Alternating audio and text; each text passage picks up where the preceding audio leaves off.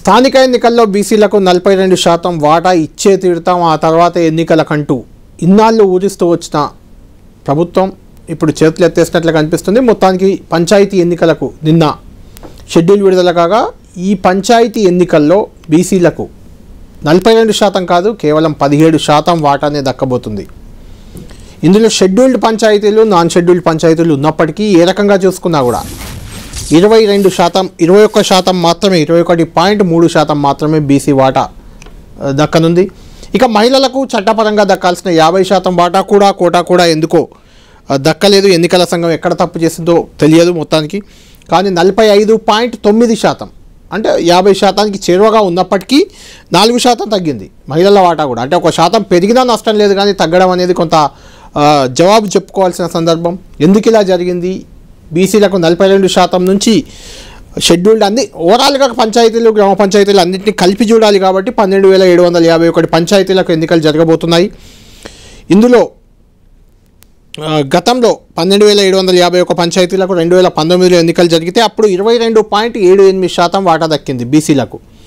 అంటే బీసీ వాటాని అప్పటి కేసీఆర్ ప్రభుత్వం తగ్గించిందని చాలా రోజులుగా కాంగ్రెస్ పెద్దలు, మిగిలిన నాయకులంతా కూడా విమర్శిస్తూ వచ్చారు. ఇప్పుడు చూస్తే ఆ వాటా, బీసీ వాటా అప్పుడు గత ఎన్నికల్లో 22.78% ఉంటే ఇప్పుడు బీసీ వాటా షెడ్యూల్ పంచాయతీలను తీసేస్తే 21.39%. అంటే గతం కంటే ఇంకా 1% కంటే ఎక్కువ తగ్గింది, పెరగాల్సింది తగ్గింది.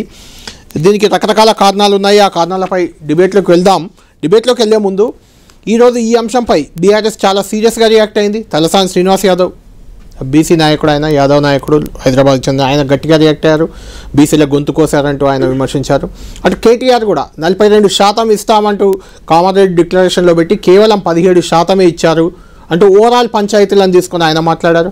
ఇక కవిత, బీఆర్ఎస్ నుంచి బయటకు వచ్చిన కవిత, కాంగ్రెస్ పార్టీ కవిత వెనుకుంది అంటూ అందరూ విమర్శిస్తున్నారు. అయితే ఆమె మాత్రం ఇంకా సీరియస్గా, వీళ్ళిద్దరికంటే తలసాని, కేటీఆర్ కంటే ఎక్కువ సీరియస్గా రియాక్ట్ అయ్యారు. కాంగ్రెస్ జెండా గద్దెలు కూల్చేయాలని పిలిపించారు. ఇదే అంశంపై చర్చిద్దాం. డిబేట్లో మనతో జాయిన్ అవుతున్నారు బీఆర్ఎస్ పార్టీ నుంచి ఆ పార్టీ నేత రాకేష్ గారు కూడా మనకు లైవ్లో అందుబాటులో ఉన్నారు. రాకేష్ గారు, మీరు ఫైనల్గా చెప్పండి, మనకంటే టైం చాలా ఎక్కువ. వీళ్ళిద్దరు మేజర్ ఇలా రోల్ ప్లే చేశారు బీసీ రిజర్వేషన్లో, కాబట్టి ఇద్దరితో ఎక్కువ మాట్లాడాను. మీరు గతంలో ఇచ్చింది 22.78, అంతకంటే ఇప్పుడు 21.39. దయాకర్ గారు చెప్తున్న లెక్క ఓవరాల్గా చూసుకుంటే 17%. అంటే మీకంటే తక్కువ ఇచ్చారు కాబట్టి మీరు ఒప్పేసుకుంటారా దీన్ని? ఏం జరిగింది అసలు? బీసీలకు ఎలా న్యాయం జరగాలంటే ఏం చెప్తారు? కళ్యాణ్ గారు, మీకు, ప్రకాష్ అన్నకు, దయాకర్కు, అదేవిధంగా 10 ప్రేక్షకులకు గుడ్ ఈవినింగ్ అండి.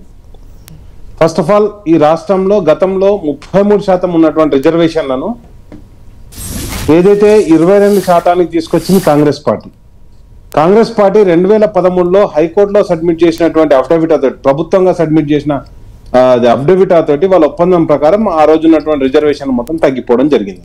నెంబర్ 1. నెంబర్ 2, ఈరోజు 42% ఇస్తా అని 25% తగ్గించారండి.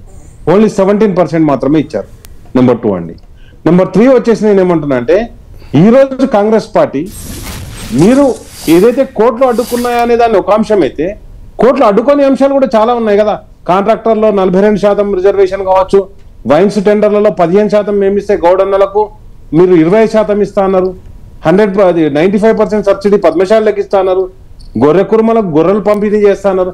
ఇవన్నీ కోర్టు అయితే అడ్డుకోలే కదా, రాజ్యాంగం మేము అడ్డుకోలే కదా. ఎందుకు మరి వాటిని కూడా ఎందుకు అమలు చేస్తలేరు? మీ బీసీ డిక్లరేషన్లో ఓన్లీ రాజకీయ పదవులు లేవు కదా, రాజకీయ పదవులతో పాటు ఇంకా చాలా హామీలు ఉన్నాయి. ముదిరాజు కులాన్ని బీసీఏలో కలుపుతా అన్నారు, దానికైతే రాజ్యాంగం కాదు కదా. మరి ఇవన్నీ ఎందుకు చేయట్లేదు? అంటే నేను ఏమంటున్నా అంటే, కోర్టులను అడ్డం పెట్టుకొని తప్పించుకునేటువంటి కార్యక్రమం కాంగ్రెస్ పార్టీ చేస్తుంది. అండ్ నెక్స్ట్ వచ్చేసి కాంగ్రెస్ పార్టీ క్రమంగా డైల్యూట్ చేయడానికి ఫస్ట్ బిల్లు పెట్టింది. బిల్లు గురించి రాహుల్ గాంధీ గారు ఇప్పుడు మీరు అడిగిన ఒక సూట్ ప్రశ్న, ఢిల్లీకి పోయిన తర్వాత ఎవరు కొట్లాడాలి, దాని గురించి ఎవరు కొట్లాడాలి? కాంగ్రెస్ పార్టీ మేనిఫెస్టో గురించి కాంగ్రెస్ పార్టీ ఫ్లోర్ లీడర్ కొట్లాడాలి, కాంగ్రెస్ పార్టీ ఏఐసిసి ప్రెసిడెంట్ కొట్లాడాలి, కాంగ్రెస్ పార్టీ ప్రెసిడెంట్ కొట్లాడాలి. కాంగ్రెస్ పార్టీ ప్రెసిడెంట్ వచ్చేసి రాజ్యసభలో ఉన్నాడు ఫ్లోర్ లీడర్గా, వాళ్ళ రాహుల్ గాంధీ గారు వచ్చేసి లోక్సభలో ఉన్నారు. ఇద్దరు ఎక్కడ కొట్లాడకుండా మరి ఏ పార్టీ కొట్లాడాలి? అంటే మిగతా ప్రతిపక్ష పార్టీలు కొట్లాడన్నా వీళ్ళు ఇచ్చినటువంటి హామీని? కాబట్టి నేనేమంటున్నా అంటే, కాంగ్రెస్ పార్టీ హామీ ఇస్తుంది, దానికి మిగతా పార్టీలన్నీ సహకారం కూడా చేసినాం. బీసీల గురించి మేమందరం ముందుకు రావడం జరిగింది. మేము గతంలో 34% జీవో ఇస్తే ఆర్డినెన్స్ తీసుకొస్తే దాన్ని గవర్నర్ గారు కొట్టివేయడం జరిగింది. కాబట్టి నేనేమంటానంటే ఈరోజు దేశంలో ఉన్న జడ్జిమెంట్లు తెలియదు కాంగ్రెస్ పార్టీకి, ఈ దేశంలో ఉన్నటువంటి రాజ్యాంగం తెలియదు కాంగ్రెస్ పార్టీకి. కానీ కాంగ్రెస్ పార్టీ మేనిఫెస్టో రాజ్యాంగానికి అతీతంగా, కోర్టు తీర్పులకు అతీతంగా మేము తయారు చేసుకుంటాం, జూటా హామీలు ఇస్తాం, వాటిని అమలు చేయాల్సిన బాధ్యత ప్రతిపక్ష పార్టీలు అని చెప్తారు. కాబట్టి ఈరోజు కంప్లీట్ గా బీసీల గొంతు కోసినటువంటి పార్టీ కాంగ్రెస్ పార్టీ. దానికి వాళ్ళు వివిధ కారణాలు చెప్పొచ్చు.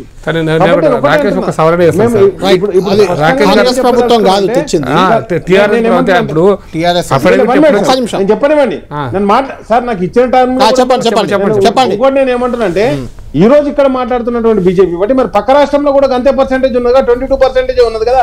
అక్కడ బీజేపీ పార్టీ అధికారాన్ని పంచుకుంటుంది కదా. మరి అక్కడ ఎందుకు మీరు బీసీలకు రిజర్వేషన్ పెంచుతామని మాట్లాడలేదు? ఒక చెక్ డ్యామ్ కూలిపోతే కేంద్ర మంత్రి అయినటువంటి బండి సంజయ్ గారు దాని మీద కుట్ర జరగలేదని చెప్తారు కాంగ్రెస్ కు సపోర్ట్ గా. నేనేమంటున్నానంటే ఎలక్షన్లు జరుగుతుంటే ఏదైతే జూబ్లీహిల్స్ ఎలక్షన్లకు వచ్చేసి రెచ్చగొట్టే మాటలు మాట్లాడి వెళ్ళిపోతారు బండి సంజయ్ గారు. కానీ ఈరోజు బీసీ రిజర్వేషన్ గురించి ఒక బీసీ మంత్రిగా ఉండి ఆయన ఒక్క మాట మాట్లాడలే. ప్రకాష్ రెడ్డి గారికి సూట్ ప్రశ్న, అన్న పంచాయతీరాజ్ యాక్ట్ లో మేము పెట్టినామంటున్నావు కదా, పక్క రాష్ట్రంలో మీరు అధికారంలో ఉన్నారు కదా, పక్క రాష్ట్రంలో రిజర్వేషన్ ఎంత ఉంది బీసీలకు? ఎక్కడైనా అంతే ఉండాలా, 50%. అంటే కాదన్న మేము తగ్గించినామని చెప్పేటప్పుడు మరి పక్క రాష్ట్రంలో మీరు తగ్గించారా? తగ్గియారన్న మీరు తగ్గియాలేనా? సుప్రీంకోర్టు ఆదేశాలన్నా మీరు స్పష్టంగా చెప్పిండ్రు అంటున్నాను. మీరు ఆదేశాల మేరకు మీరు తగ్గించారు, కాదంటున్నా. నెగిటివ్ గా చెప్పట్లేదు. సుప్రీంకోర్టు సార్ నేను ఒకటే అంటున్నా సార్, ఈ రోజు మేము తప్పకుండా ఆ అంశాన్ని తీసుకొని ముందుకు పోవాలని చెప్పేసి మా పార్టీ నిర్ణయం తీసుకుంది. దాని మీద నిరంతరం మేము ఇప్పుడు మాకు దీక్షా దివస్ ఉంది 29 రోజు, 29 కాగానే దానికి ఆల్రెడీ మా కేటీఆర్ పార్టీల పరంగా కాంగ్రెస్ పార్టీ 42 ఇవ్వడానికి రెడీ అవుతుంది దాదాపుగా అంతర్గతంగా, అంతే కదా. బీజేపీ అయితే నిన్న కాసం వెంకటేశ్వర్లు మాట్లాడుతూ వాళ్ళు 42 ఇస్తే మేము 60 ఇస్తామని చెప్పారు. మరి మీరేం ఇస్తారు సార్? మేము ఏమంటున్నాం, వేలం పాటలా ఉంది 3 పార్టీలు అడ్వాంటేజ్, బీసీలకి ఇది అడ్వాంటేజ్ ఒక రకంగా. లే సార్, ఇది బీసీలను మోసం చేసేటువంటి పని. ఎందుకంటే ఇప్పుడు గతంలో గుర్తు పార్టీలు ఎక్కడ ఉంది కాదు, ఎంపీటీసీ పెడితే కదా ఎలక్షన్ అప్పుడు పెట్టేదే లేదు. ఇప్పుడు కళ్యాణ్ గారు సర్పంచ్ ఎలక్షన్ పెట్టడానికి 2 సంవత్సరాలు పట్టింది, గుర్తులేని దానికి. గుర్తున్న వాటిని పెట్టడానికి ఇక పెడతారంటే మీరు ఎట్లా పెడతారు సార్? నాకు అర్థమైతే లేదు. నిన్ననే చూసినాం అప్రజాస్వామికం ఎట్లుంటదో.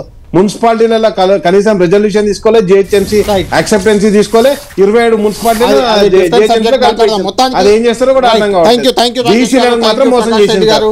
థ్యాంక్ యూ దయాకర్ గారు. మొత్తానికి అటు బీసీలకు కేవలం 17% వాటా దక్కింది, మహిళలకు కూడా 50% మస్ట్గా రావాలి, అది కూడా 45.9 అంటే 46 ఆల్మోస్ట్ 46% మాత్రమే దక్కింది. 4% మహిళల వాటా కూడా కోత పెట్టారు. దీనిపై ఏ రకంగా రియాక్ట్ కావాలి, బీసీలు ఏ రకంగా రియాక్ట్ అవుతారు, రేపటి పంచాయతీ ఎన్నికల్లో ప్రజలు ఏ రకంగా తీర్పిస్తారు, ఎవరి వైపు మద్దతు ఇస్తారు, ఎవరేం చెప్పుకుంటారు, 3 పార్టీలు కూడా జనంలోకి వెళ్ళి చెప్పుకోవాల్సిన అవసరం అయితే ఉంది. గ్రామాల్లో ఏం చెప్పుకుంటాయి, ప్రజలు ఎవరి వైపు ఉంటారో వెచ్చుద్దాం. ఇది ప్రైమ్ టైం డిబేట్.